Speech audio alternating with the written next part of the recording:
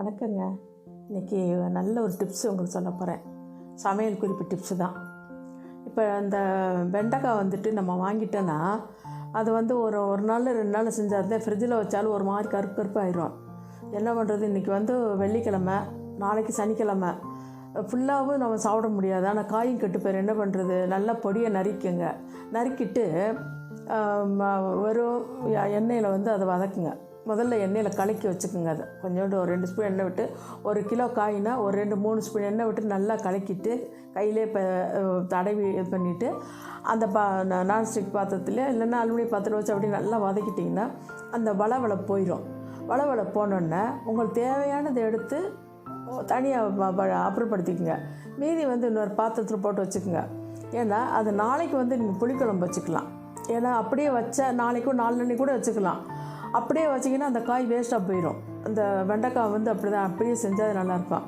இதை வந்து நீங்கள் அப்படியே வேறு ஒன்றுமே போட வேண்டாம். அந்த மஞ்சப்பொடி, பெருங்காயப்பொடி, மிளகு பொடி மட்டும் போட்டு அப்படி நல்லா அப்படியே லைட்டாக சிம்மில் வச்சு நல்லா வதக்கிட்டே இருந்தீங்கன்னா நல்லா சுருண்டு வந்துடும். இல்லை பூராவே நீங்கள் வதக்கினா கூட வதக்கலாம். அப்படி சுருண்டு நல்லா வந்துருச்சுன்னா அது சாம்பார் சாதத்துக்கு எல்லாத்துக்கும் நல்லாயிருக்கும். காய் மீந்துருச்சுது, நம்ம என்னடா பண்ணுறதுன்னு கவலையப்படணும். அப்படியே வச்சுட்டு மறுநாள் வந்து அழகாக புளிக்குழம்பு வச்சிடலாம். வெண்டைக்காய் போட்டு குழம்பெல்லாம் மீன் குழம்பு மாதிரி ரெடி பண்ணிவிட்டு இந்த வதக்கின காயத்துக்கு அதில் போட்டோம்னா புளிக்குழம்பு ஆயிரும் உங்களுக்கு. ஏன்னா 2 மணி நேரம் ஃப்ரிட்ஜில் வச்சு சாப்பிட முடியலன்னு சொல்லி கீழே போட்டதில் வேஸ்ட் பண்ணாமல் அப்படி பண்ணிக்கலாம். அந்த மாதிரி செஞ்சுக்கோங்க. அடுத்து இன்னொரு டிப்ஸ் உங்களுக்கு சொல்கிறேன். இப்போ நம்ம வீட்டில் வந்து நான் 4-5 பேர் இருக்கோம், 5-6 பேர் இருக்கோம். ஒரு கிலோ மட்டன் வாங்கிட்டு குழம்பு மட்டும் வச்சுட்டோம். என்ன பையன் வந்து குழம்பு மட்டும் வாங்கிக்கமான்னு சொல்லிட்டான். திடீர்னு என் ஃப்ரெண்டு வந்துட்டு எனக்கு வறுத்தது தானே ரொம்ப பிடிக்கும் அப்படின்ட்டான். என்னடா பண்ணுறது, இன்னும் போய் எடுத்துகிட்டு வந்து அது செய்யணும்னா அது ஆகிற காரியம்ல சாப்பாட்டை வந்துருச்சு. அதனால் என்ன பண்ணுறது, அதை அப்படியே கொஞ்சம் ஒரு 3/4 கிலோ மட்டனை அப்படியே அந்த குழம்புலேருந்து அரைச்சி எடுத்துக்கணும். எடுத்துட்டு அது என்ன செய்யணும், அதில் கொஞ்சம் ஜீரகப்பொடி போட்டு, வீட்டில் எல்லா வீட்லையும் ஜீரகப்பொடி வச்சுருப்பீங்க.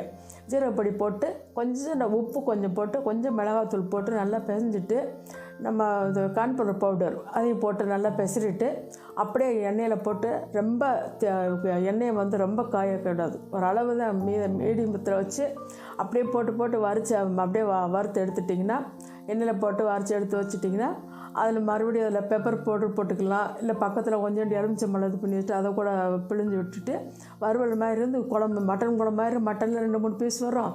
இது வறுத்த கறியாயிரும். அந்த மாதிரி பண்ணிக்கலாம். இப்போ அடுத்த டிப்ஸ் உங்களுக்கு சொல்கிறேன். இப்போ திடீர்னு பையன் என் ஃப்ரெண்டு வந்துட்டு எதாவது சமைச்சு ஏதாவது குழம்பு பண்ணுங்கம்மா, திடீர்னு வந்துட்டான், சாப்பிடாம விடக்கூடாது அப்படின்ட்டான். ஏன்னா சாதமெல்லாம் இருந்துச்சு, குழம்பு தான் அப்போ தான் வைக்கலான்னு பார்த்துட்டு காய் வாங்கிட்டு வந்துடலான்னு பார்த்தா சரி நான் போய் நேரமாயிருன்னு சொல்லி வீட்டில் காலையில் எப்போ தேங்காய் சட்னி இருந்துச்சு. அதில் ஏற்கனவே இஞ்சி பூண்டு பச்சை மிளகாலாம் போட்டு அரைச்சி வச்சுருக்கோம் இல்லையா, அதுலேயே என்ன பண்ணேன், கொஞ்சம் ஜீரக பவுடர் வீட்டில் இருந்துச்சு, ஜீரக பவுடர் அதில் போட்டேன், பெருங்காயத்தை அதில் போட்டேன், ஒரு 2 வெங்காயத்தை நல்லா வதக்கி விட்டுட்டேன், கருவேப்பிலை போட்டு தாளித்து நல்லா வதக்கி விட்டுட்டு இந்த சட்னி வச்சுருக்கோம் இல்லையா அதை தூக்கி அதில் ஊற்றிட்டு அவனுக்கு அதுக்கு வந்து நல்லா காரமாக இருக்கணும். இந்த மோர் குழம்புனா பச்சை மிளகாயை சும்மா அப்படியே கீறி போட்டுட்டு அந்த மோருக்கு வீட்டில் கொஞ்சம் இருந்துச்சு, அதனால தான் அன்றைக்கி அந்த மாதிரி செய்ய முடிஞ்சது. அந்த மோர் திடீர்னு நம்ம என்ன பண்ணுறது, மசாலா அரைச்சா அது இதுன்னு அந்த மோரை தூக்கி இப்போ மோர் குழம்பு வச்சுட்டேன். மோர் குழம்பு கொதிக்கவும் கூடாது, அது கொதிக்கவும் செய்யணும். அந்த மாதிரி மீடியத்தில் வச்சு இறக்கிட்டேன். அன்றைக்கி சூப்பராக இருந்துச்சு திடீர் குழம்பு. அந்த மாதிரி நீங்கள் இது பண்ணிக்கலாம். அடுத்த டிப்ஸு கேளுங்க.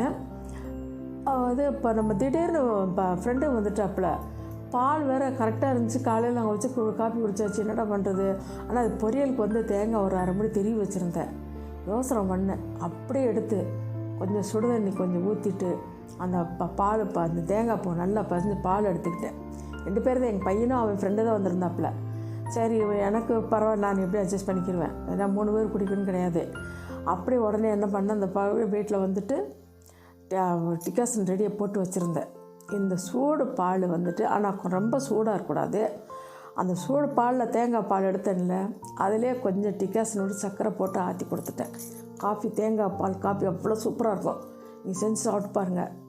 இப்போ அடுத்த டிப்ஸு உங்களுக்கு இன்னொன்று முக்கியமான சொல்கிறேன். இப்போ நம்ம என்ன செய்கிறோம், இதோ காப்பி ஐட்டம் என்னென்னா, இப்போ திடீர்னு ஆளுங்க வந்தாலும் உடனே காஃபி சாப்பிடுங்க, டீ சாப்பிடுன்னு சொல்லுவோம். ஆனால் இன்றைக்கி வந்து என்னடா பண்ணுறது, காப்பி பொடி இல்லை. பால் ரெடியாக இருந்துச்சு. சரி எனக்கு ஒரு எங்கள் பாட்டி அந்த காலத்தில் செஞ்சு சொன்னாப்புல. அப்போ ஞாபகம் வந்துச்சு எனக்கு. நல்ல நம்ம ஸ்டீல் பாத்திரம் இல்லை, அலுமினியம் பாத்திரம் கூட எடுத்துக்கலாம். எடுத்துகிட்டு காஃபி பாத்திரம் எடுத்துகிட்டு அதில் ஒரு 2-3 டீஸ்பூனு சர்க்கரை போட்டுட்டு நம்ம அந்த அல்வாவுக்கெல்லாம் ப்ரௌன் கலராக அதை எடுப்போம், சிறப்பு எடுப்போம். அது மாதிரி அப்படியே வறுத்துட்டே இருந்திங்கன்னா அது வந்து காப்பி பொடி கலருக்கு வரும் அந்த சர்க்கரை. அந்த நேரத்தில் என்ன பண்ணிங்கன்னா தண்ணி வந்து ஒரு 1/2 டம்ளர் 3/4 டம்ளர் தண்ணி ஊற்றிட்டிங்க வச்சுக்கோங்க. சூப்பரான டிகாசன், காப்பியும் ரொம்ப சூப்பராக நல்லா டேஸ்ட்டாக இருக்கும். அப்படியே இறக்கிட்டு பாலில் அதை ஊற்றி சர்க்கரை போட்டு காப்பி கொடுத்துருங்க. அந்த காப்பி மாதிரி எப்படிமா பண்ணின்னு கேட்பாங்க. அவ்வளோ நல்லா இருக்குங்க. சரி, என்னோடய சேனல் வந்து உங்களுக்கு தோட்டக்கலை, சமையல் கலை, தையல் கலை 3 இது வரும். உங்களுக்கு பிடிச்சிருந்துச்சின்னா சப்ஸ்கிரைப் பண்ணுங்கள், லைக் பண்ணுங்கள், ஷேர் பண்ணுங்கள். ஓகேவா? வணக்கம் சொல்லுங்கள். வணக்கம்.